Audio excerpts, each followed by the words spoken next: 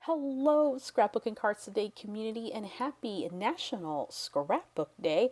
This is Victoria Calvin, and I am here to share a fantastic layout using the Simple Stories, Simple Life collection. We're going to talk about high impact layering, which is one of my favorite scrapbooking techniques. For this project, I'm creating a 12 by 12 inch layout that features 3 photos.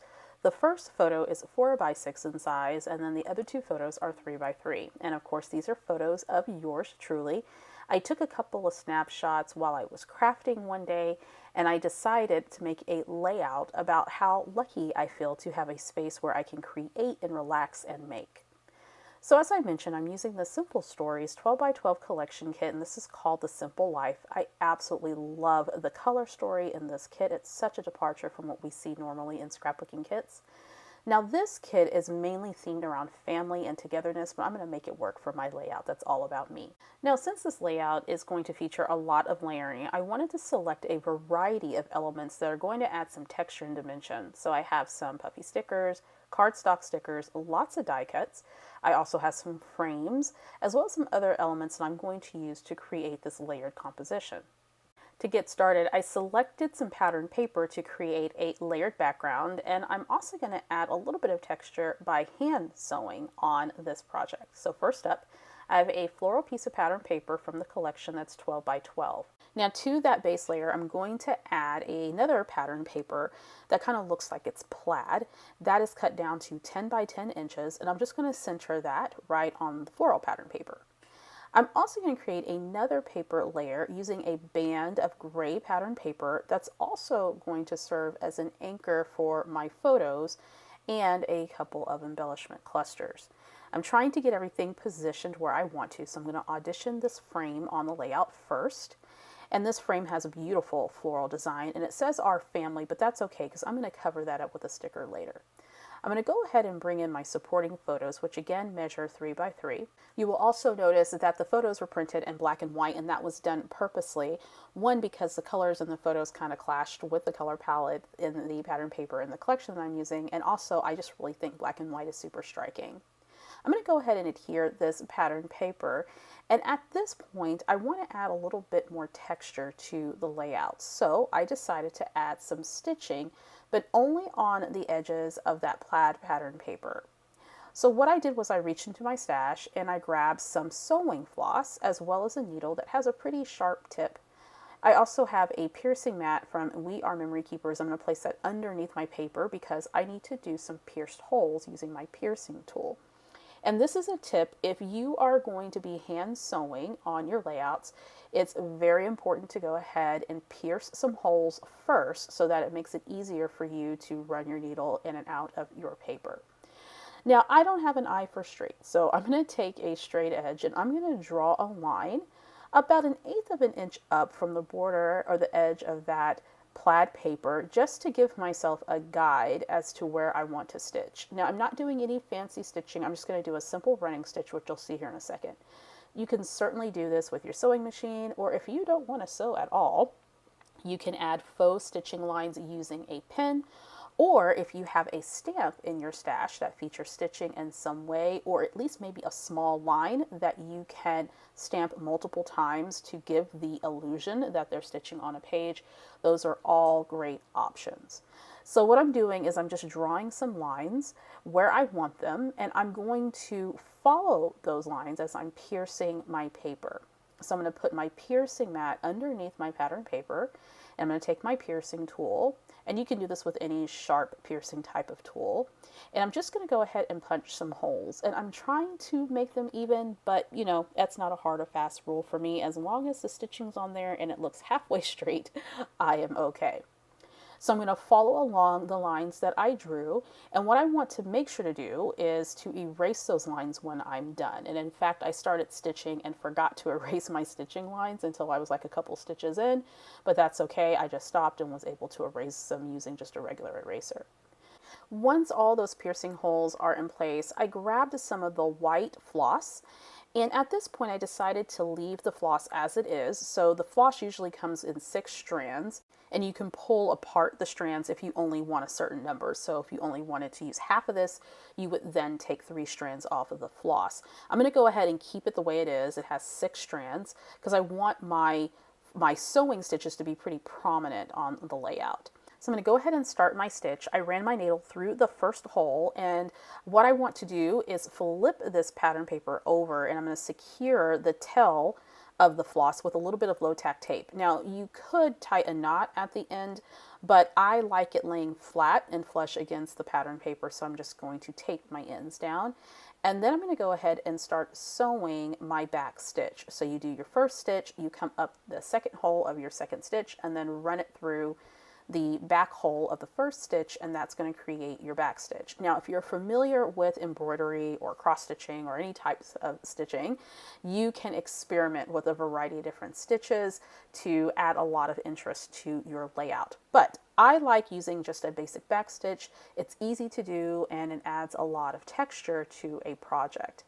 Now, this took me probably about 20 minutes or so, and sometimes it may take a little bit longer when you're hand stitching. So if you have a sewing machine, it doesn't take that long, obviously, but of course you can use some of the other sewing options that I mentioned before. So I'm going to sew around the perimeter of the gray stitch, and at this point I forgot I needed to erase my little stitching lines, or not my stitching lines, but the pencil lines that I made so that I knew where I wanted to stitch. So once that's all done, I'm going to go ahead and clean up my area with my little surface sweep from Tonic, and then I'm going to continue stitching. Now, a lot of times when I'm hand sewing, it sometimes takes me a little bit longer depending on the design that I'm trying to make. But with a basic back stitch, it usually doesn't take too long, and it adds a ton of texture to your project. Once I'm done, I'm just going to tack the end of that behind the layout using a little bit of low tack tape, and look how beautiful that is. Now, I only stitched on the dark gray pattern paper, not the light gray, which is fine. If I wanted to, I could have continued that stitch over the gray band as well, but I like the way that it looks. Now that I have my background complete, a little bit of layering there, it's time to add the photos. So I'm going to take the frame from the collection, add a little bit of adhesive to the back of the frame, and then I'll position that over my photo. And again, the photo is 4 by 6 inches, and this particular frame, of course, holds a nice 4 by 6 inch photo. And I'm also going to cover that phrase that says our family. So don't be afraid to use an element. Cover up the parts of the element that don't necessarily coordinate with the theme or the style of your layout. That's perfectly okay. I'm going to get the smaller photos into place so I make sure that I have enough room for all the rest of the elements that I want.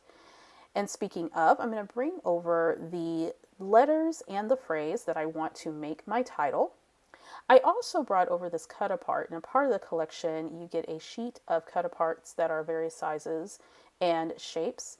This one says memories. I'm going to tuck that underneath the photo with the frame because I felt that it needed another vertical element. I initially thought I would put my journaling on that tag, but I decided against it.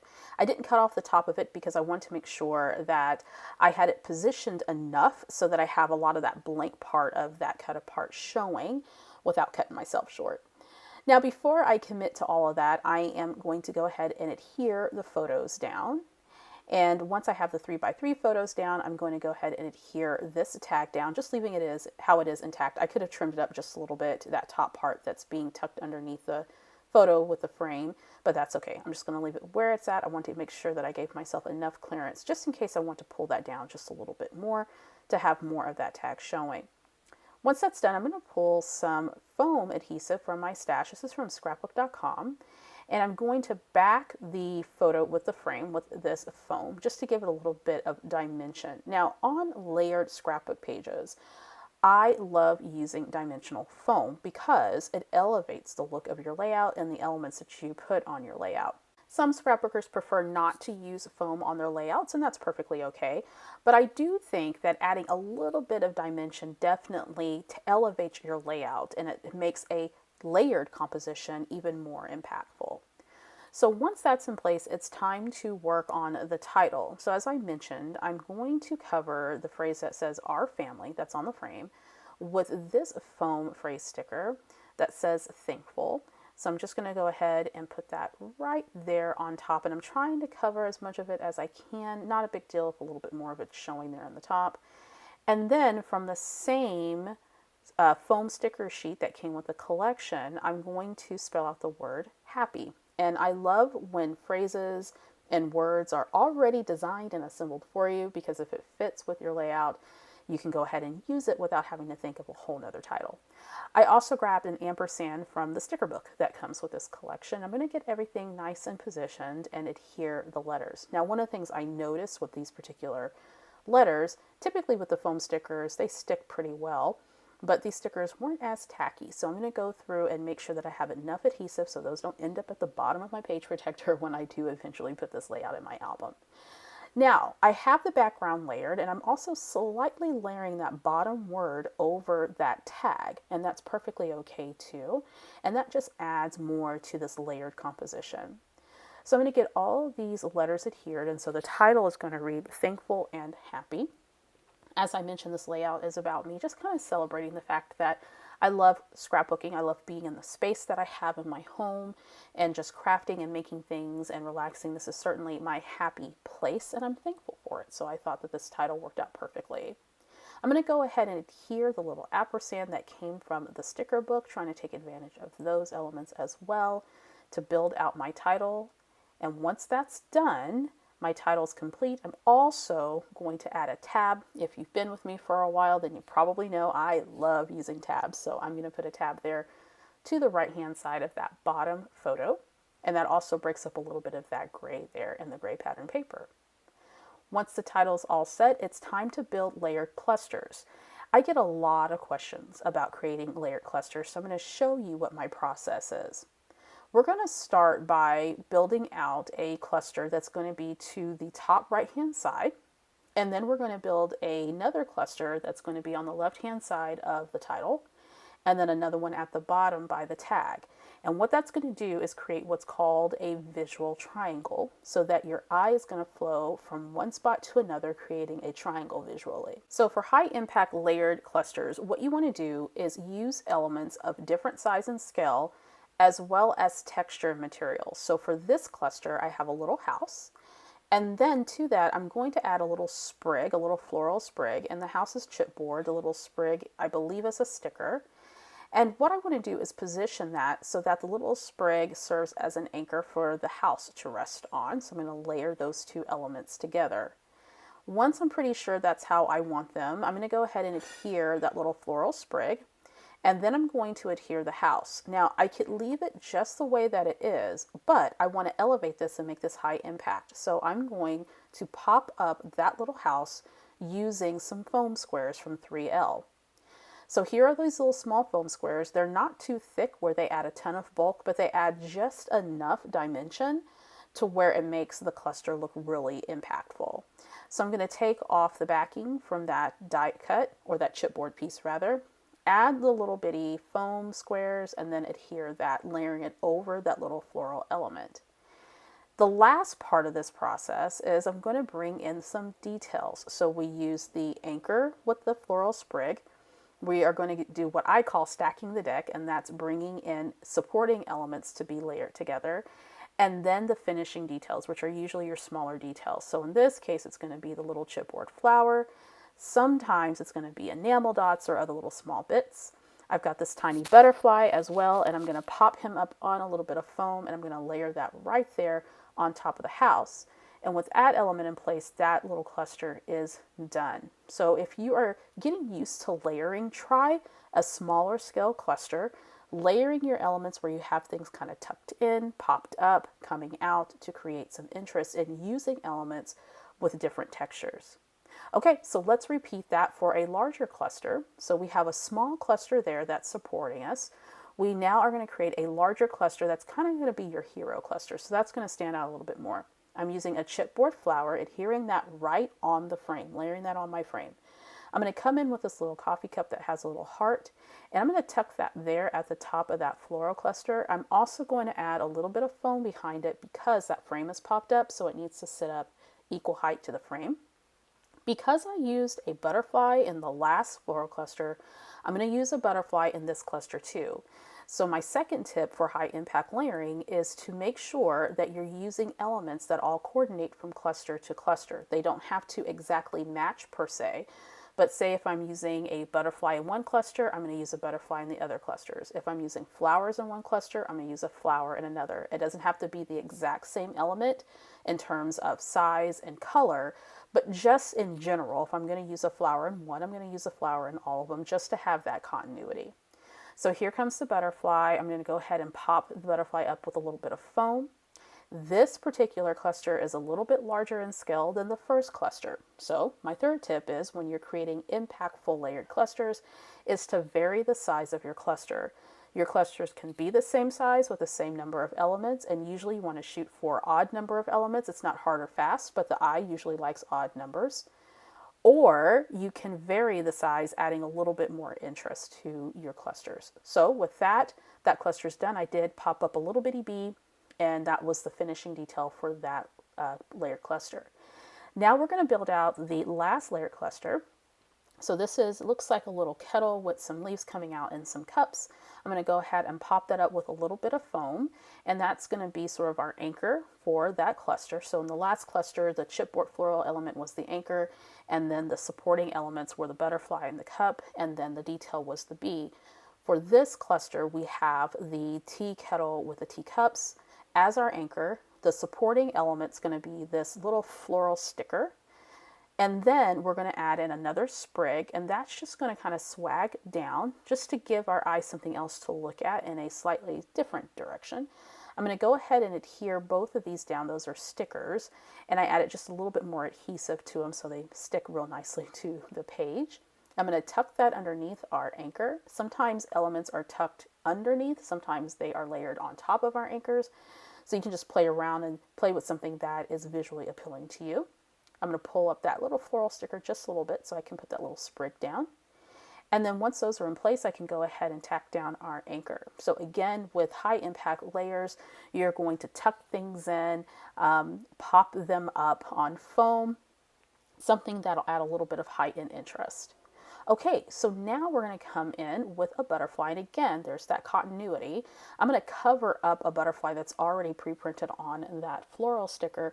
I wanted to bring in another element of black and white with this, so I'm also being mindful of colors with my high impact layers.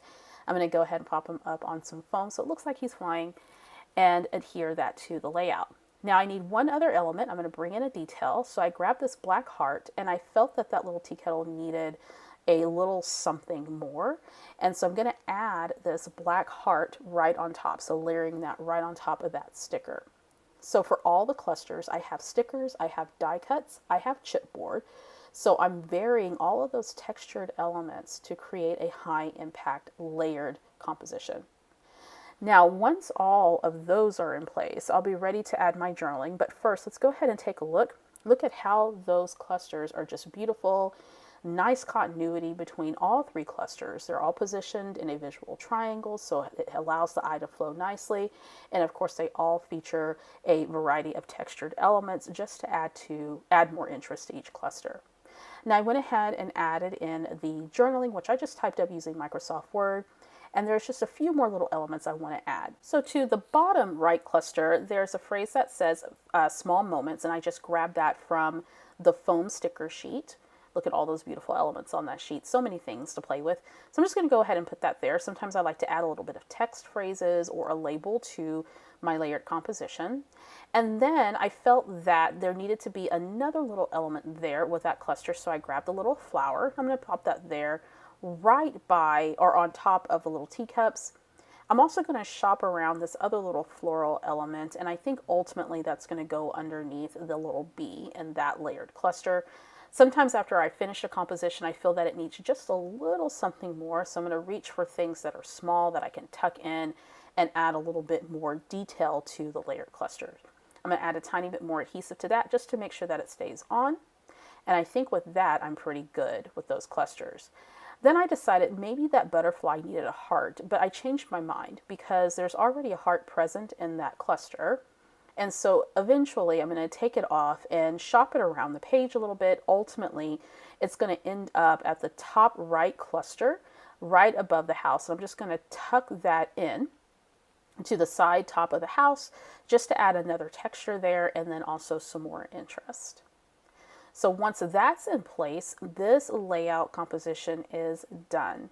We started by creating a layered background using pattern paper, added texture by hand sewing on the perimeter of the middle layered pattern paper piece, added in my photos using a frame to add just a little bit more to the layered composition, created 3 layered clusters using a variety of elements from chipboard, stickers, foam stickers, and such, and of course have a beautiful title utilizing the phrases and things that came with the collection. I love the way that this came out, and I hope that you are inspired to create a gorgeous high impact layered scrapbook page. Happy National Scrapbook Day, and I hope you're having a great scrappy weekend.